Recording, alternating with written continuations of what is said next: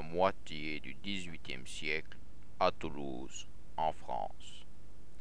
Lors de cette soirée du 13 octobre 1761, le vieux commerçant Jean Calas retrouva son fils Marc-Antoine pendu dans la boutique familiale de la rue des Filatiers.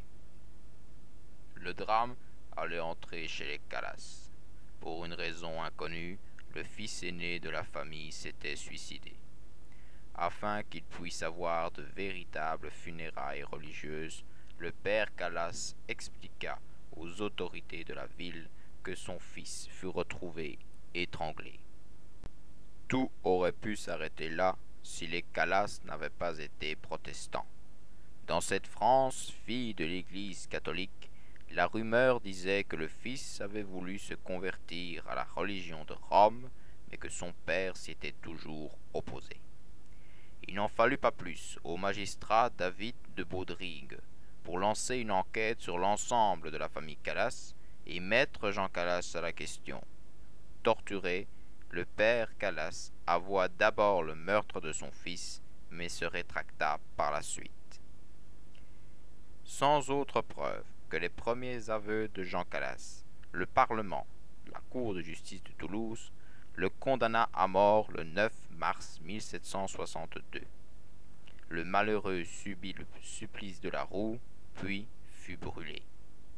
Sous les cieux de Genève, en Suisse, le philosophe français Voltaire, qui, par ses propos emplis de vérité et de justice, posait problème à plusieurs princes de l'époque, dont le roi de France lui-même, avait entendu parler de ce qu'il fallait bien appeler l'affaire Calas.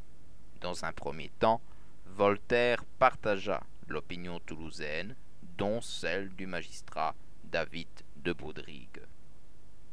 Mais c'était sans compter sur un des fils de Jean Calas qui vint demander le soutien du philosophe pour rétablir l'honneur de son père. Étant maintenant complètement informé de l'entièreté de l'affaire, ayant obtenu différents documents sur la manière dont l'affaire avait été menée et ayant compris que ce fut le fanatisme religieux qui domina l'affaire, Voltaire se battit pour que justice soit réellement faite. C'est ainsi qu'en 1765, il réussit à faire réviser le procès et à obtenir un arrêt qui déclarait Jean Calas innocent et réhabilitait sa mémoire. Quant au magistrat David de Baudrigue, il fut destitué de son poste. Aujourd'hui, cette affaire semble être un gros fait divers lointain et anodin. Mais qu'advint-il réellement de l'honneur des Calas? On n'en sait rien, ou presque.